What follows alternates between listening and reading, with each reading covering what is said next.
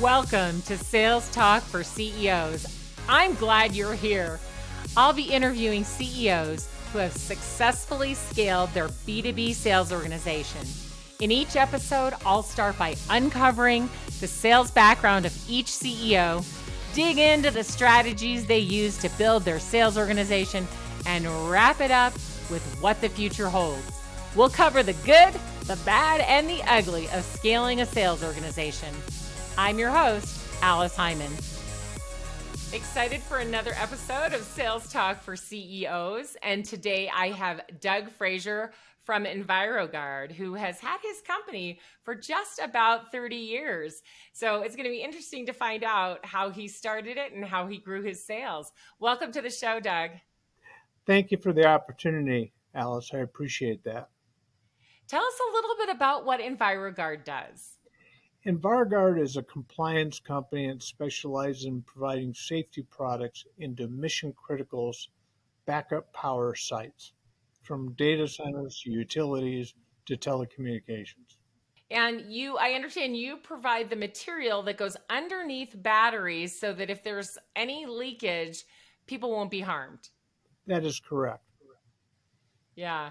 So that's pretty important stuff. So how on earth did you get into this business? Tell us what you were doing right before you started the business and how you got the idea to start it. Well, I was in the backup power industry selling the batteries themselves, and we had several end users ask us for a solution. And there really wasn't a solution out there for the spill controls. So you were actually out selling Yes, I was batteries. Batteries myself. And then we had about 10 people in Southern California, a team that we would go out and they would report into me to sell batteries. Okay, great. So then when your customers kept asking you for these materials for safety and you didn't have them, what did you do? Well, one of the reasons we decided to get into the industry is because there was one company, but we could not get them to return our phone calls. So I decided I have a background in spill control and containment and compliance. So I made ours similar but different, and I was able to secure patents on my design. Oh, wow. So the materials were available, you just couldn't procure them. And so That's you thought, well, if I can't get them from them, I'll just make them myself. that's And correct. just interesting that you happen to have that background to do that. And then you patented the design. That's correct. And So did you go right off on your own right away? Did you have a team? How did the business actually start? yeah, I started with a team, and we started building a database of both customers and prospects, pre-qualified, and we were set up as a woman-owned, so we were able to get into the purchasing departments and get their attention, so we get requests for proposal coming our way. So you have a partner in crime then. Yes, my wife. Uh, we- I guess we just celebrated our 45th anniversary. So Oh, congratulations. That's thank you. that's really awesome. So the two of you set out and said, "Okay, we can make these materials that are so badly needed." You had experience in it. You developed the patents, made it a woman-owned business. So smart Correct. of you, made it much easier, right? To the barriers to entry, especially in government and these high-profile places, made it easier to get in. That's exactly right. It opens the door, especially in procurement. When you get to the engineering community or people at the job sites, they don't really care as much, but the people in procurement surely do. They do, especially in the big companies and municipalities and government, right? So it makes a difference. So you Absolutely. got the product. How long did it take you to get the product ready to go to market? It took about a year and a half, and then we, of course, have made changes, upgrades, and continuous improvement along the way. We became ISO 9001, and that has a whole culture that helped Right. basically helped us grow. Very good. So, in the beginning, when you got the product ready, you had obviously a lot of contacts in the industry that you could go after. Who was doing the selling in the very beginning? Well, we started with the inside sales team directed by myself of who to focus on. Then we would set up the appointments. I would go out and do appointments. If I didn't know the answer to a question, I would put our subject matter experts from the manufacturers that we represented at the time. Uh, we put them on the phone, and so I would be there live, and then we would have the subject matter expert available to us. Wow. And so you used a team approach from the beginning, it sounds like. You had your inside Uh, salespeople out there finding, getting the appointments for you. You went out there, spoke to people, but you brought in those subject matter experts as needed. exactly. Of course, like all companies, I've identified our inside team people who are farmers and then those who are hunters. And we had incentives for those salespeople to find new accounts and this type of thing. And we always paid, in our industry, they pay on gross profit. Okay, very good. So here you go. You've got your product launched and you're out there selling. And what were some of the things that were challenging in the beginning when you were trying to grow your sales? Well, in the beginning, one was technology platforms. Mm. We didn't have the CRM. We had to develop it. We purchased this is way before Salesforce was. Right. This is 30 years ago, right? Yeah, So, so we used it's Sage. It's called Sage CRM, which was used to be called ACT many years right. ago. And we would build. It was really a focus to build the database and have the ability to communicate with customers by title, Yeah. by market segment. Uh-huh. Yeah. So that's helpful. I mean, I remember, way back when we used Lotus Notes, we didn't have any CRM of any kind. And of course, we kept a lot of our notes on paper and we had our business cards piled up, but when ACT and Goldmine entered the scene, we were able Golden. to up level a little bit, right? And start putting everything into the computers, which was great. So it's been a long time, 30 years as you grew. What did you decide to do to grow your sales team in order to grow your sales? It sounds like at first you were directing all the sales activity and you were doing most of the selling, although you had quite a bit of support. At what point did you decide you might need to hire a sales leader or some more people to do the selling besides yourself? Well, that came fairly quickly, and it is an important factor in that replacing myself in some capacity is the difference between just doing the sales and managing the sales. Right. And that is we finding the right people, and we now have a team in place that does that. Um, very happy, and we got one of our. They've been with me, one person, 22 years now. Oh my goodness, that is a long time for a salesperson Mm-hmm. to be with a She, company. she, she is fantastic. So, and we have, of course, a great team of people in sales, a national sales manager out of Seattle. My people are remote. Most of them are remote, and they travel as needed. I was traveling myself 15 days a month uh, to because our product is national. Yeah. It's not just regional. Yeah. Yeah. And that, I think a lot of salespeople are getting back to traveling. Did you have any pause in traveling during COVID? Yes, we did. And we still had critical people we had to go see and follow COVID procedures during travel and at the end user. But I mentioned earlier, we have a complex selling process, so it's important for us to educate end users and then our distributors. We have distributor model, and then we have OEMs that we go to market through. So yeah, but yes, we adopted and brought on Microsoft 365 and basically put in Calendly to set appointments, all this Yeah. technology, digital platforms so we can communicate with customers on a regular basis.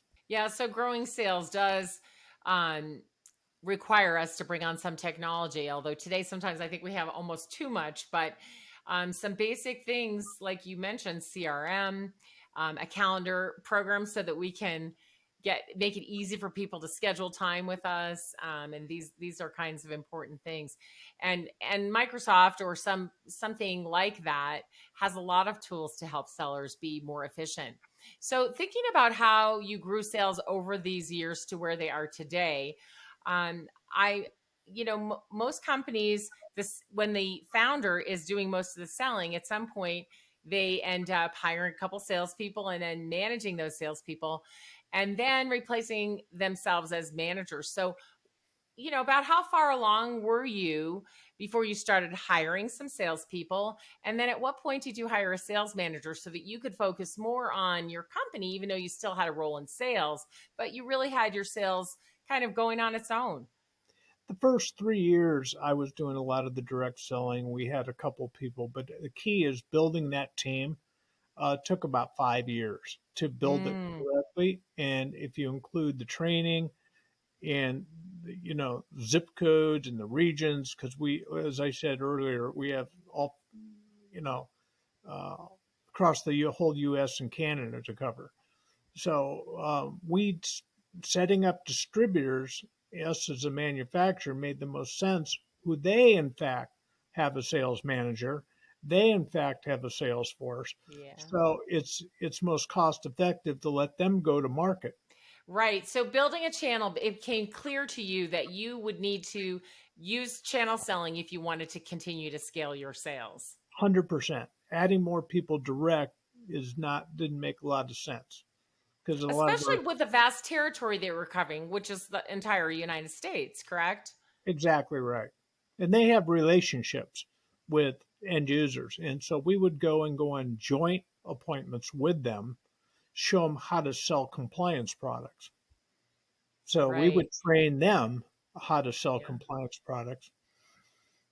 What were some of the challenges you found in the channel? You decided it was a great direction to go, but all channel partners are not the same, right? That is correct. There's only about 10 of them, just like hunters and farmers. Some are just, if the end user asks them for a product such as ours, they will call us and get a price. But there is only 10% of those, if you will, distributors that in fact are hunters and that will Yeah. bring in new products. So the challenge was getting more people to hunt and building loyalty and retention. So, what were some of the things that you were able to do to build that loyalty and retention?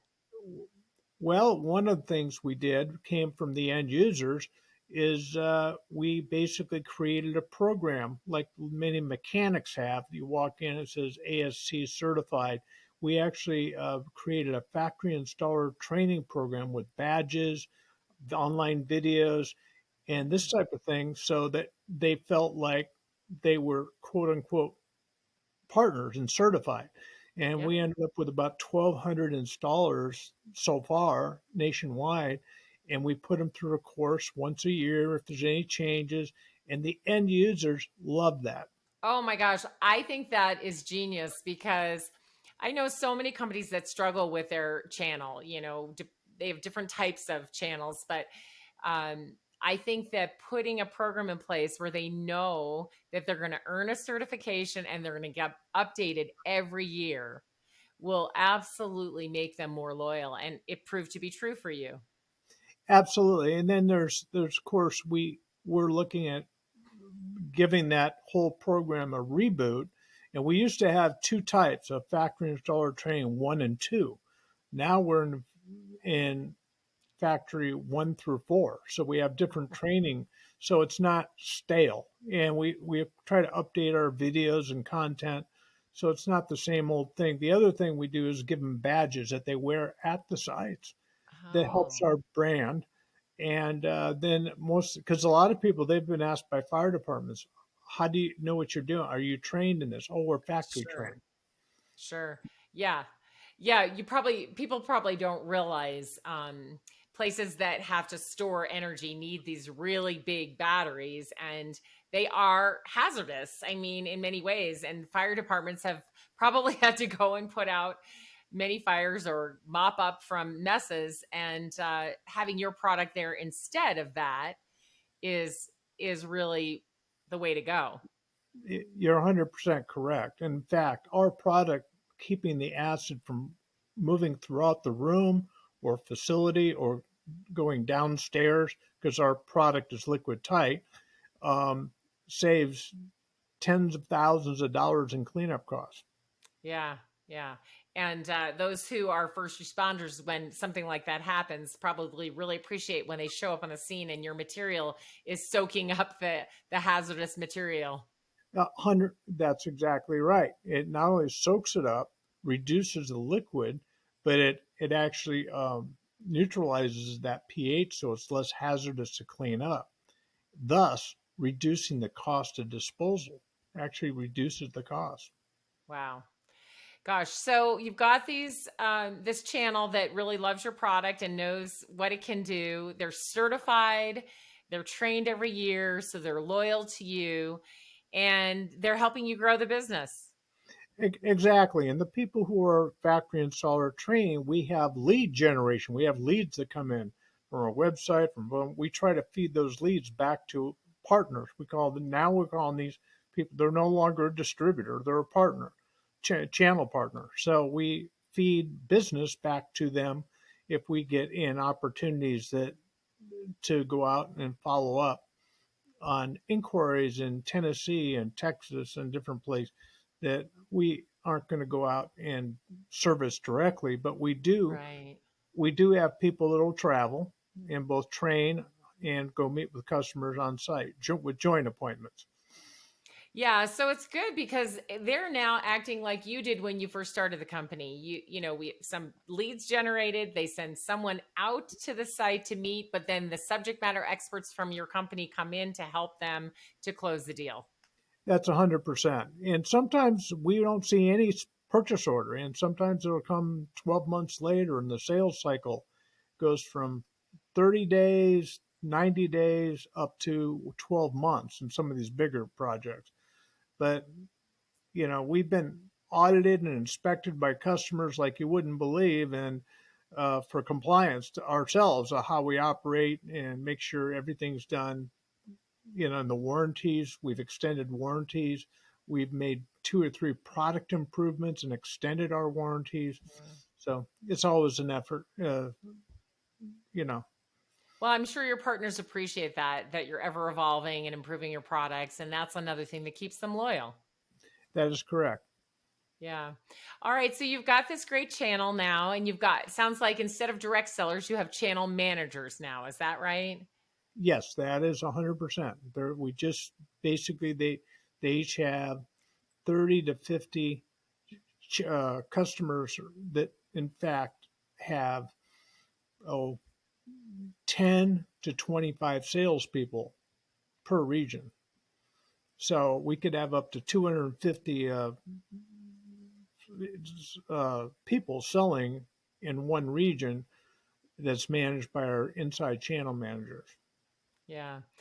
I'd love to hear some of your advice on managing the channel because I have several clients right now who are struggling, I think, really with the channel, finding great partners and convincing them, to become partners, right? And then retaining them and really helping them grow. So what are some other things that you've done? I know the certifications are really important that you mentioned, but what are some of the other things you do to attract partners to you, really good partners, and then to keep those relationships going and to make them feel good so that they want to be your partner?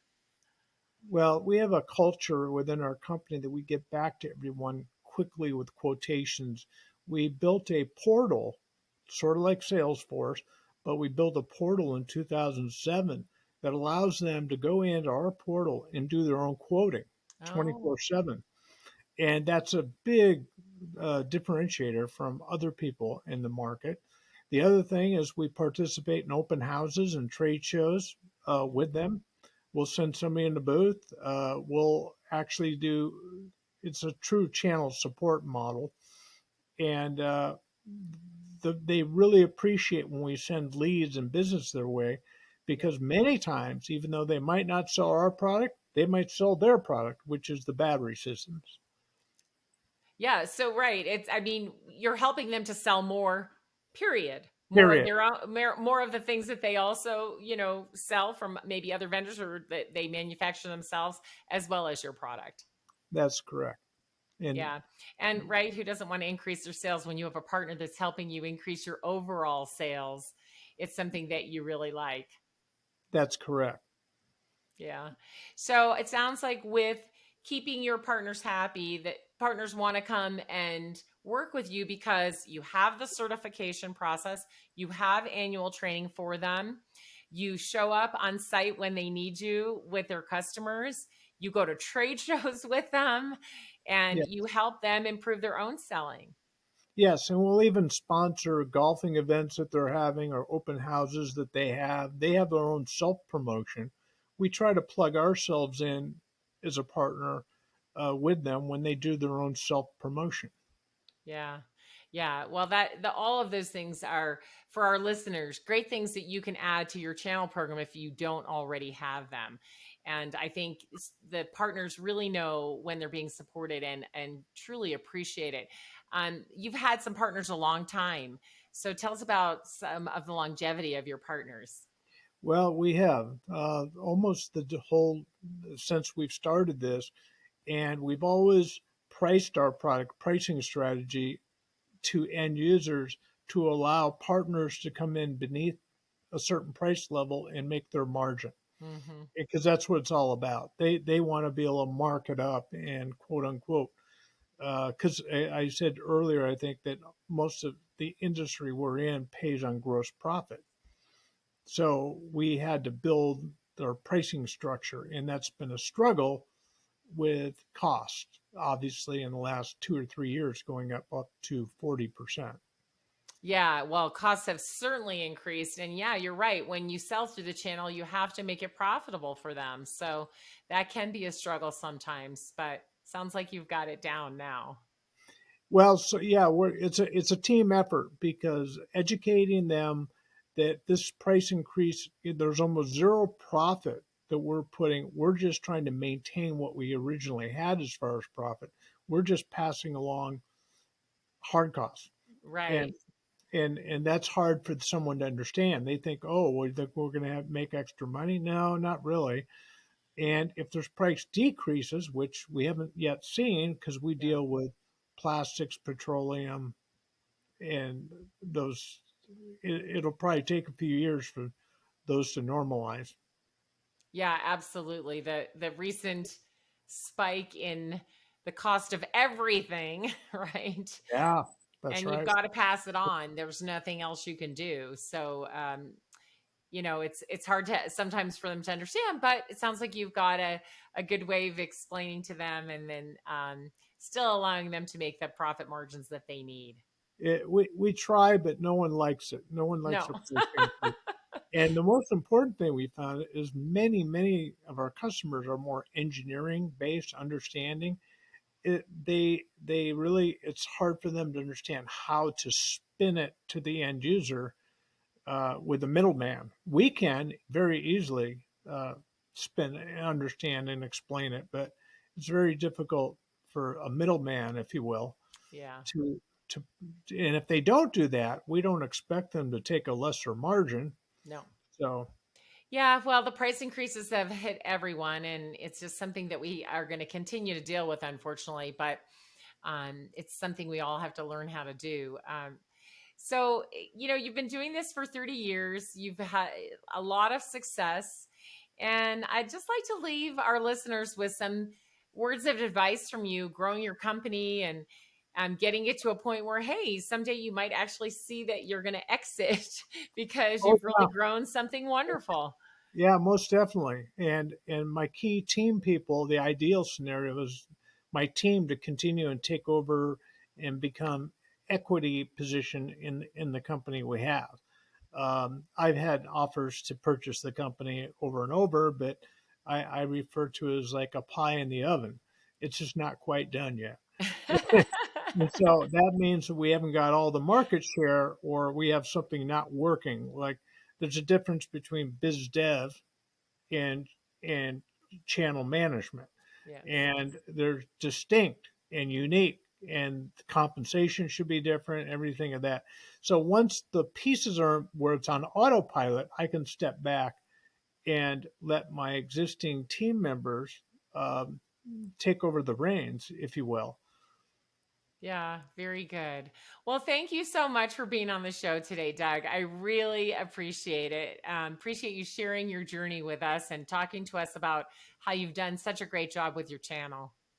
Well, I appreciate the opportunity, and